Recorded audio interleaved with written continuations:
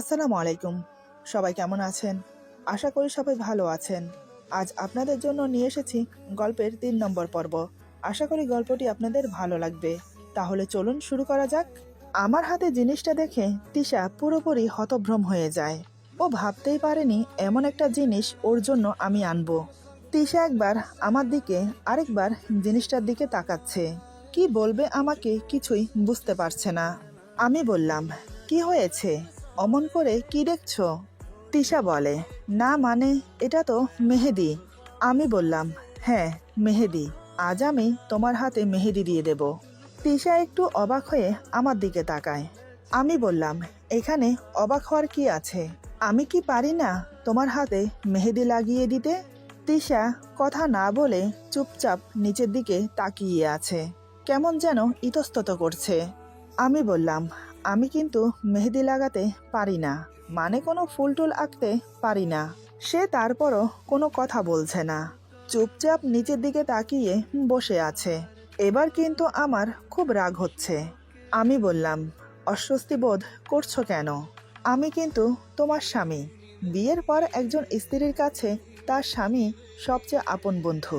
এই বন্ধুর সাথে হেসে কথা বলতে হয়, আর বিষণ্ণতা লুকিয়ে রাখতে হয়। আসার সময় মেহেদি নিয়ে আসলাম তোমার হাতে লাগাবো বলে। দেখি, হাত দাও, তোমাকে মেহেদি দিয়ে দেই। যদিও আমি মেহেদি দিতে পারি না। আচ্ছা, আমি মেহেদি যেমনই দিয়ে দেই, যদি হাত বিশ্রী দেখায় তাহলে কি মন খারাপ করবে? সে মাথা নাড়িয়ে বোঝায়, না। আমি ওর হাত ধরে চোখ বন্ধ করে ভাবতে লাগলাম কোন হাতে আমি মেহেদি দেব। আমাকে চুপচাপ চোখ বন্ধ করে ভাবতে দেখে তিশা বলে, কি হলো? আমি বললাম, না কিছু না, আসলে আমি ভাবছি কোন হাতে মেহেদি দেব। এবার আমি ওর বাম হাত ছেড়ে দিয়ে ডান হাত ধরে আমার পায়ের উপরে রাখলাম। এরপর আমি মেহেদির টিউবটা খুলে ওর হাতে এলোমেলো করে এঁকে দিচ্ছি। মেহেদির কালার দেখে তিশা বলে, এই মেহেদির কালারটা এমন কেন? কোনো মেহেদির কালার নেই, মেহেদির কোনো গন্ধ নেই, কেমন যেন একটা পোড়া পোড়া গন্ধ। এটা কিসের মেহেদি? আমি বললাম, এটা এটা স্পেশাল মেহেদি। এটা আমি অর্ডার দিয়ে বানিয়েছি বিশেষ করে তোমার জন্য। তবে হ্যাঁ, একটু জ্বালা করবে। আর এই মেহেদির রং এত সহজে যাবে না, দেখে নিও তুমি। তিশা বলে, হুম। আমি ওকে মেহেদি দিয়ে দিচ্ছি, আর সে এই দৃশ্যটা চুপ করে তার চোখে এঁকে নিচ্ছে। এলোমেলো করে মেহেদি দেওয়ার কারণে পুরো হাতে মেহেদি লাগাতে তেমন একটা সময় লাগলো না। আমি বললাম, মেহেদি লাগানো সুন্দর হচ্ছে না, তাই না? তিশা বলে, কে বলেছে? খুব সুন্দর হয়েছে। আমি ওর চোখে তাকিয়ে একটু রাগি রাগি ভাব নিয়ে বললাম, মিথ্যে বলছো কেন? এটাকে সুন্দর বলে? তুমি দেখছি সত্যিটাই বলতে পারো না। খুব খারাপ তিশা, খুব খারাপ। আর কখনো মিথ্যে বলবে না, কেমন? আমার কথার কি প্রতি উত্তর দেবে সে বুঝতে পারে না। আমি মেহেদি লাগাতে লাগাতে বললাম, আমার কাছে কথাটা লুকিয়ে রেখেছো কেন বলো তো? তিশা এবার একটু ভ্যাবাচাকা খেয়ে যায়। তিশা আমতা আমতা করে বলে, কোন কথা? আমি মুচকি হেসে বললাম, আজ থেকে 3 দিন আগে আমি বাসায় 30 মিনিট আগে এসেছি, কিন্তু তোমাকে বাসায় দেখতে পাইনি। আমি বসে বসে তোমার জন্য অপেক্ষা করতে লাগলাম। ঘড়ির কাঁটা বরাবর 30 মিনিট পার হওয়ার পর তুমি বাসায় আসো। তুমি আসার পর যখন তোমাকে জিজ্ঞেস করলাম যে কোথায় গিয়েছিলে, তখন তুমি বলো বান্ধবীর সাথে দেখা করতে গিয়েছিলে। তোমার কথা শুনে আমি আর কিছু বলিনি, কিন্তু এতটা সময় পার হয়ে গেল, অথচ তুমি আমার কাছে এখনো সত্যটা বলনি। আমি অপেক্ষা করেছিলাম তোমার সত্যটা শোনার জন্য। ভেবেছিলাম তুমি নিজে থেকে আমাকে সত্যিটা বলবে। আমি কিন্তু সেদিন ঠিকই তোমাকে দেখেছি বেলকনি থেকে, তোমার পুরনো বয়ফ্রেন্ডের সাথে। তার বাইকের পেছনে তার কাঁধে হাত রেখে বসেছিলে। এই হাত ওর কাঁধে রেখেছিলে, তাই না? আমার কথা শুনে তিশা চুপ করে থাকলো। এই চুপ থাকার অর্থ আমি বুঝতে পারলাম না। আমি বললাম, উত্তর দাও। তিশা তারপরেও চুপ করে আছে। এদিকে সে হাত বারবার নাড়ছে। বুঝতে পারলাম ওষুধ কাজ করতে শুরু করেছে। আমি ওর হাত শক্ত করে ধরে আছি। ধীরে ধীরে ওর হাতের জ্বালা বাড়ছে, সাথে ওর ছটপটানি। চোখের কোণায় জল চিকচিক করছে, কিন্তু মুখে টু শব্দ করছে না। আমি বললাম, কি ভুল হয়ে গেছে? তিশা মাথা নেড়ে বুঝায় ভুল হয়ে গেছে। আমি মুচকি হেসে বললাম, আর এমন করবে না কেমন? তুমি জানো, কেউ আমার সাথে এমন করলে না আমার খুব রাগ হয়। এমনিতে আমি মানুষটা অনেক ভালো, কিন্তু এই ভালো মানুষটার রাগ যখন বেড়ে যায় তখন কি করে ফেলি নিজেও ভেবে পাই না।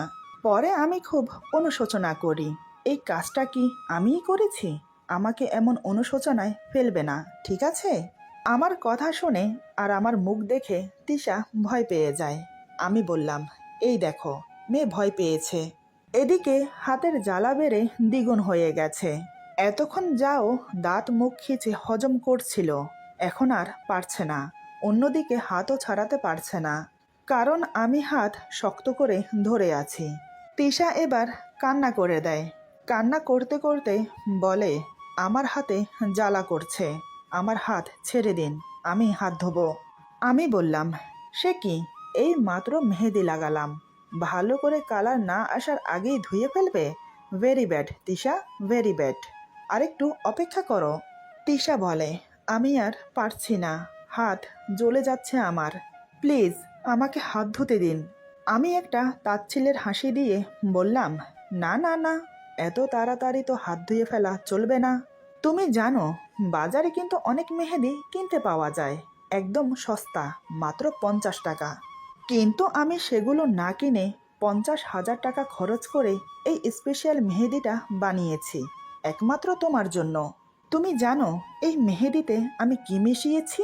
তিশা বলে, আমি এখন কিচ্ছু শুনতে চাই না, আমাকে হাত ধুতে দিন প্লিজ, জ্বলে যাচ্ছে আমার হাত, আমি যে আর পারছি না। আমি বললাম, সেটা হচ্ছে না, যতক্ষণ না আমি চাইবো ততক্ষণ পর্যন্ত তুমি হাত ধুতে পারবে না। এই হাত তুমি রেখেছিলে ওর কাঁধে, মনে আছে? আসলে কি জানো, আমি চোখ বন্ধ করে তখন এটা অনুভব করছিলাম যে তুমি কোন হাত রেখেছো ওর কাঁধে। তিশা বলে, আমি বুঝতে পারছি না আমার হাত এভাবে জ্বলছে কেন, কি মিশিয়েছেন আপনি মেহেদিতে? আমি বললাম, অ্যাসিড, তাই তো মেহেদি থেকে পোড়া পোড়া গন্ধ আসছিল। অ্যাসিড যেখানে পড়ে সেখানটায় জ্বলে যায়, আর এ তো সামান্য মেহেদি, তাই তো জ্বলে রাখ হয়ে গেছে।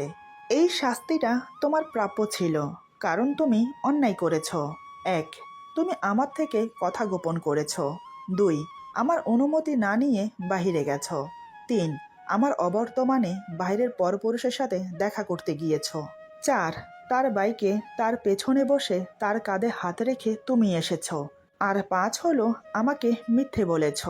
তুমি জানো আমি মিথ্যে বলা একদম পছন্দ করি না। জানি না আমার কথাগুলো কতটুকু ওর কানে গেছে, কারণ তিশা পাগলের মতো ছটফট করছে। অ্যাসিড খুব খারাপ জিনিস, আগুনে ঝলসাতে তবুও সময় লাগে, কিন্তু অ্যাসিডে কোনো জিনিসকে ঝলসাতে বেশি সময় লাগে না। এতক্ষণে নিশ্চয়ই তিশার হাতের উপরের চামড়া পুড়ে নিচের মাংস পর্যন্ত পুড়ে গেছে, তাই আমি ওর হাত ছেড়ে দিলাম। সে দৌড়ে গিয়ে বেসিনে নিজের হাত ধুতে থাকে, ঠান্ডা পানি ছেড়ে দিয়ে তার নিচে হাত ধরে রাখে, চোখ বন্ধ করে একটু শান্তি অনুভব করে। ধীরে ধীরে হাতের মেহেদি চলে গিয়ে ঝলসানো হাত স্পষ্ট হতে থাকে। তিশা তখনও চোখ বন্ধ করেছিল। বেশ কিছুক্ষণ পর চোখ খুলে হাতের দিকে তাকিয়ে চিৎকার দিয়ে ওঠে, ওর হাত পুরো ঝলসে গেছে, উপরের চামড়া আর মাংস টুকরো টুকরো হয়ে পানির সাথে ভেসে যাচ্ছে, সাথে দলা পাকানো কালশিটে রক্ত। এসব দেখে আর নিজেকে স্থির রাখতে পারল না, সেখানে মাথা ঘুরে পড়ে যায় আর সাথে সাথে জ্ঞান হারায়। এতক্ষণ যাও ওর কান্নার শব্দ শুনতে পাচ্ছিলাম, কিন্তু এখন আর পাচ্ছি না, তাই আমি উঠে গেলাম কি হয়েছে দেখার জন্য। গিয়ে দেখি ঝলসানো হাতে নিয়ে তিশা অজ্ঞান হয়ে পড়ে আছে মেঝেতে। বেসিনের টিউব কল থেকে এখনো পানি পড়ছে, আমি সেটা বন্ধ করে দিলাম। এরপর কোমরে হাত দিয়ে ওর দিকে তাকিয়ে রইলাম। ওর প্রতি আমার রাগ এখনো বিন্দু পরিমাণ কমেনি, তাই আমি ওকে ওখানে রেখেই রুমে চলে গেলাম। একটুখানি মায়াও হলো না আমার। আমি আগেই বলেছি, রেগে গেলে আমি পুরো সাইকো, তখন আমার মধ্যে কোনো মানুষ বসবাস করে না। তখন আমি হয়ে যাই নিকৃষ্ট কোনো হিংস্র প্রাণী, যার মধ্যে দয়া মায়া মনুষ্যত্ববোধ কিছুই অবশিষ্ট নেই। আমি রুমে গিয়ে ফ্রেশ হয়ে না খেয়ে শুয়ে পড়লাম। এত কিছুর মাঝে খেতেও মন চাইছে না। বেশ কিছুক্ষণ এপাশ ওপাশ করতে করতে ঘুমিয়ে পড়লাম। রাত তখন কয়টা বাজে আমি জানি না।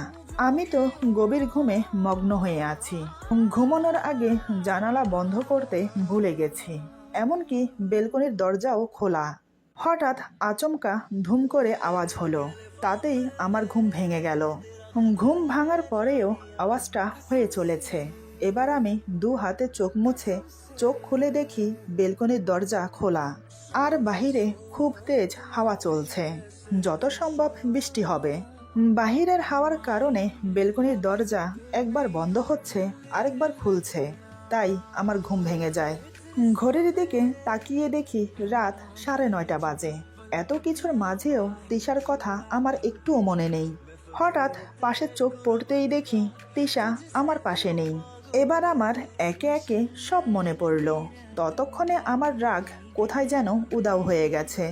কিন্তু আমি যা করেছি তার জন্য এবার আমার অনুশোচনা হতে লাগলো। আমি আর এক মুহূর্ত দেরি না করে দৌড়ে নিচে নেমে দেখি তিশা এখনো অজ্ঞান হয়ে বেসিনের সামনে পড়ে আছে। আমি ছুটে ওর কাছে গেলাম। মেঝেতে বসে ওর গায়ে হাত দিয়ে দেখি পুরো শরীর ঠান্ডা বরফ হয়ে গেছে। ঠোঁট জোড়া কালশিটে নীল বর্ণ ধারণ করেছে। ওর হাতের দিকে চোখ পড়তেই আমার কলিজাটা কেঁপে উঠল। এই জঘন্যতম কাজটা যে আমি করেছি রাগের মাথায়, আমার বুঝতে বাকি রইল না। এটা আমি কি করে ফেললাম? কেন যে আমি নিজের রাগ কন্ট্রোল করতে পারি না? কি করব আমি এখন? আমি আর ভাবতে পারছি না। ওকে এভাবে মেঝেতে আর কিছুক্ষণ ফেলে রাখলে নির্ঘাত ঠান্ডা লেগে যাবে। আমি ওকে পাজা কোলে করে বেডরুমে নিয়ে গেলাম। খাটে শুইয়ে দিয়ে আলমারি থেকে ডাবল কম্বল বের করে ওর গায়ে জড়িয়ে দিলাম। তারপর তাড়াতাড়ি হসপিটালে ফোন করলাম, ইমার্জেন্সি ডাক্তার পাঠানোর জন্য বাড়িতে। প্রায় 10-15 মিনিট পর ডাক্তার এলো। যেহেতু ওই হসপিটালে আমাদের চেনা পরিচিত লোক আছে, তাই যখনই ফোন করি তখনই ডাক্তার চলে আসে। আমি নিচে গিয়ে ডাক্তারকে উপরে নিয়ে আসি। বেডরুমে নিয়ে আসার পর ডাক্তার বলে, কি সমস্যা? আমি বললাম, হাত পুড়ে গেছে। ডাক্তারকে আমি ওর হাত দেখালাম। ওর হাত দেখার সাথে সাথে ডাক্তারের মুখ বিকৃত করে বলে, উফ, কি বেদনাদায়ক! কিভাবে পুড়লো এটা? আমি বললাম, কিভাবে পুড়েছে সেটা জানার প্রয়োজন নেই আপনার। আপনার কাজ হলো এটাকে ভালো করে ড্রেসিং করে ব্যান্ডেজ করে দেওয়া। ঘা যেন তাড়াতাড়ি শুকিয়ে যায় তার জন্য মেডিসিন আর ক্রিম দেওয়া। ডাক্তার বলে, দেখুন, আমি ড্রেসিং করে ব্যান্ডেজ করে দিচ্ছি, ঘা শুকানোর জন্য মলম মেডিসিন সব দিচ্ছি। কিন্তু কি জানেন, হাতের ঘা শুকিয়ে যাবে, কিন্তু এই গর্ত সহজে পূরণ হবে না। আপনি দেখতে পাচ্ছেন হাতের চামড়া মাংস পুড়ে গিয়ে হাড্ডি দেখা যাচ্ছে। আমি বললাম, আপনি কি বলতে চাইছেন? ডক্টর বলে, আমি বলছি ওনাকে হসপিটালে ভর্তি করান। আমি বললাম, সেটা পরে দেখা যাবে। আপনি এখন আপাতত ভালো করে ড্রেসিং করে ব্যান্ডেজ করে দিন, প্লিজ। আর দেরি করবেন না। ডাক্তার আমার কথা মতো ড্রেসিং আর ব্যান্ডেজ করে মেডিসিনের একটা ফর্দ ধরিয়ে দিয়ে চলে গেল। যাওয়ার সময় বলে গেল 2 দিন পর পর ড্রেসিং করে ব্যান্ডেজ করাতে হবে।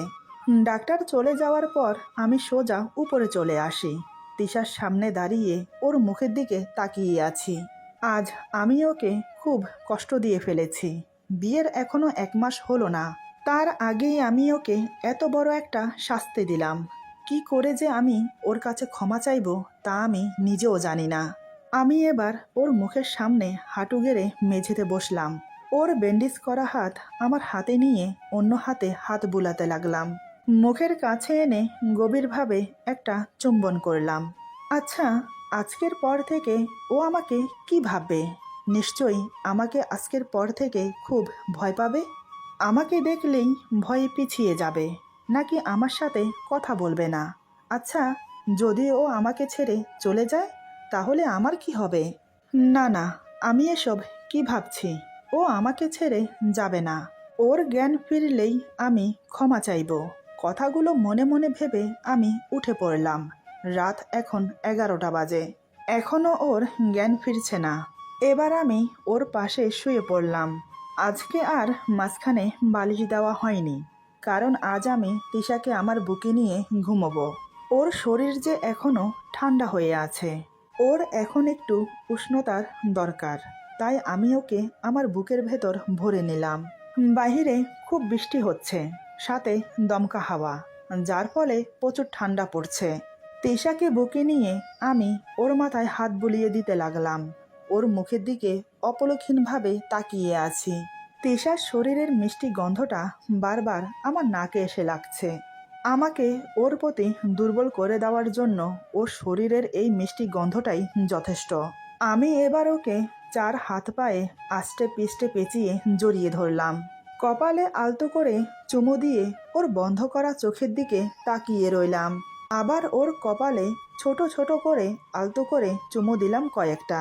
ওর গাল আমার গালের সাথে লাগিয়ে চেপে ধরে রাখলাম। আমি ওর কানের কাছে ফিসফিস করে বললাম, I love you Tisha, I love you so much, but I am sorry, I am really really sorry. আমাকে ক্ষমা করে দাও। আজ আমি তোমাকে অনেক কষ্ট দিয়ে ফেলেছি। রাগের মাথায় তোমাকে কষ্ট দিয়ে এখন সেই কষ্টে আমি ভুগছি। আর কখনো তোমাকে কষ্ট দেব না। তুমি শুনতে পাচ্ছ আমার কথা? আমি তোমাকে ভালোবাসি তিশা, খুব বেশি ভালোবাসি।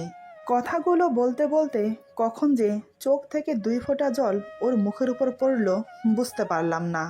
এক সময় নানান কথা চিন্তা করতে করতে ওকে নিয়ে ঘুমিয়ে পড়লাম। সারা রাত তিশাকে আমার বুকে রেখেই ঘুমিয়েছি। ভোরের দিকে তিশার জ্ঞান ফিরে। জ্ঞান ফিরতেই দেখে আমি ওকে জড়িয়ে ধরে ঘুমোচ্ছি। তারপর হাতের দিকে তাকিয়ে দেখে ওর হাত ব্যান্ডেজ করা। এবার ওর মনে পড়ল কালকে রাতের কথা। ও তো বেসিনের কাছে অজ্ঞান হয়ে পড়ে গিয়েছিল। তাহলে বেডরুমে খাটের উপর এলো কি করে? আর আমার হাত ব্যান্ডেজ করলো কে? কথাগুলো ভেবে এবার ও আমার দিকে তাকায়। আমার দিকে তাকিয়ে থেকে মনে মনে বলে, এই লোকটাকে দেখে কেউ বলবে যে লোকটা কতটা খারাপ? সামান্য একটা বিষয় নিয়ে এত ভয়াবহ শাস্তি কেউ কাউকে দেয়? আমি তো ভাবতেই পারিনি ভালো মানুষের মুখোশের আড়ালে এত ভয়ানক একটা মুখোশ আছে। আচ্ছা, আমার এখন কি করা উচিত?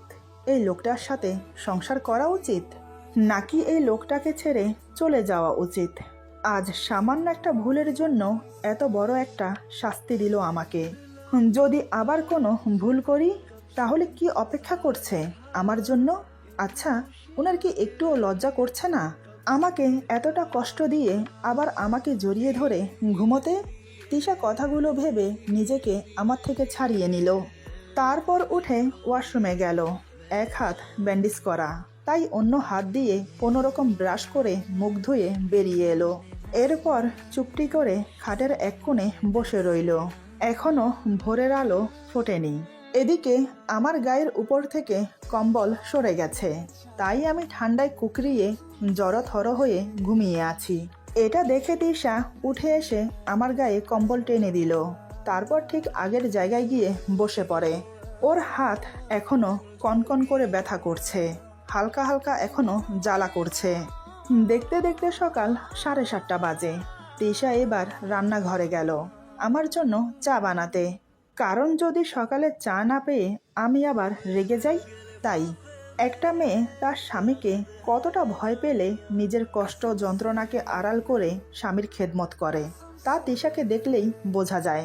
সে যে এখন আমাকে বাঘের মতো ভয় পায়। কাল যে রূপ আমার দেখেছে, এরপর আর বুঝতে বাকি রইল না যে রেগে গেলে আমি কি কি করতে পারি। তিশা কোনো রকম চা বানিয়ে আমার জন্য নিয়ে এলো উপরে। চাটা টেবিলের উপর রেখে আমাকে ডাকলো। যদিও ওর মন চাইছে না আমার সাথে কথা বলতে, কিন্তু ওই যে ভয়, তাই সে আমাকে ডাকে। এই যে শুনছেন, সকাল হয়ে গেছে, আপনার চা নিয়ে এসেছি, উঠে পড়ুন, চা ঠান্ডা হয়ে যাবে। কয়েকবার ডাকার পর আমার ঘুম ভাঙল। আমি উঠে বসে চোখ খুলে দেখি তিশা বাঁ হাতে আমার চায়ের কাপ ধরে আছে। এবার আমার চোখ পড়ল ওর ব্যান্ডেজ করা হাতের দিকে। আমি ঝটপট উঠে দাঁড়ালাম। তারপর ওর হাত থেকে চায়ের কাপটা টেবিলে রেখে ওকে খাটে বসিয়ে দিলাম। আমি এবার মেঝেতে ওর পায়ের কাছে বসে পড়লাম। আমার এমন কাণ্ড দেখে তিশা আবার হকচকিয়ে যায়, মনে মনে ভয়ও পাচ্ছে এটা ভেবে যে আবার কি হতে চলেছে। এদিকে আমি ওর পায়ের কাছে বসে ওর ব্যান্ডেজ করা হাতের উপর হাত রেখে হাত বুলাতে থাকি। কি বলে কথা শুরু করব আমি বুঝতে পারছি না, মাথা নিচু করে আছি অপরাধীর মতো। হঠাৎ তিশা আমতা আমতা করে বলে, কি কি কি হয়েছে আপনার? আপনি ঠিক আছেন তো? এই কথাটা আমার জিজ্ঞেস করা উচিত ছিল ওকে, সেখানে ও আমাকে জিজ্ঞেস করছে আমার কিছু হয়েছে কিনা। এবার আমি সোজা ওর চোখে চোখ রাখলাম। আমি বললাম, ভুল হয়ে গেছে আমার, আমি অনেক বড় ভুল করে ফেলেছি। রাগের মাথায় এমন একটা জঘন্য কাজ করে ফেলেছি আমি আমি আমি এখন কি বলে তোমার কাছে ক্ষমা চাইব? জানি না আমি আদতেও ক্ষমার যোগ্য কিনা। তারপরেও বলছি, I am sorry, I am really really sorry. বিশ্বাস করো, রেগে গেলে আমি নিজের মধ্যে নিজেই থাকি না। আমি তখন বুঝতেই পারি না আমি কি করছি, এটা আমার করা উচিত কিনা। করে ফেলার পরে তখন আমার অনুশোচনা হয় যে আমি এটা কি করে ফেললাম। কিন্তু আমার কি দোষ বলো? আমি তো তোমার বয়ফ্রেন্ডকে একটা চাকরি দিয়েছিলাম, তোমাদের সম্পর্কটাকে একটা নাম দিতে চেয়েছিলাম, কিন্তু সেই জায়গায় যে সে পাল্টি দেবে আমি কি করে জানবো? তোমার বয়ফ্রেন্ডের প্রতি তো তোমার অগাধ বিশ্বাস ছিল, কিন্তু তোমার এই বিশ্বাসের মর্যাদা রেখেছে ও? আচ্ছা, এই কথা বাদ দাও। তোমার সাথে আমার বিয়ে হয়েছে 30 দিন হয়েছে আজ। এই 30 দিনে আমার প্রতি তোমার চোখে ভালোবাসাটা দেখতে পাইনি আমি। আচ্ছা, তুমি আমাকে বলো, এই 30 দিনে আমি চাইলেই তোমাকে আমার নিজের করে নিতে পারতাম, তার জন্য তুমি আমাকে বাধাও দিতে পারতে না, কারণ আমি তোমার স্বামী, আমার সম্পূর্ণ অধিকার আছে তোমার উপর। কিন্তু আমি সেটা করিনি। জোর করে সব পাওয়া যায়, কিন্তু কারো ভালোবাসা পাওয়া যায় না। আমি চুপ হতেই হঠাৎ তিশা আমাকে যা বলল তা শুনে নিস্তব্ধ হয়ে গেলাম আমি। ভাবতে পারিনি এমন কিছু বলবে ও আমাকে। মেয়েটি এমন কেন? ওর চাহনির গভীরতা দেখে আমি পুরো হতভ্রম হয়ে পড়ি। এমন আচরণ করছে যেন যেন কি বলবো আমি। এরপর যা হলো। আজকের গল্প এখানে সমাপ্ত। গল্পের বাকি অংশ পেয়ে যাবেন আগামী পর্বে। আশা করি গল্পটি আপনাদের ভালো লাগবে। যদি ভালো লাগে তাহলে লাইক, কমেন্ট এবং সাবস্ক্রাইব করে আমাদের পাশে থাকুন। সবাই ভালো থাকবেন, সুস্থ থাকবেন। আল্লাহ হাফেজ।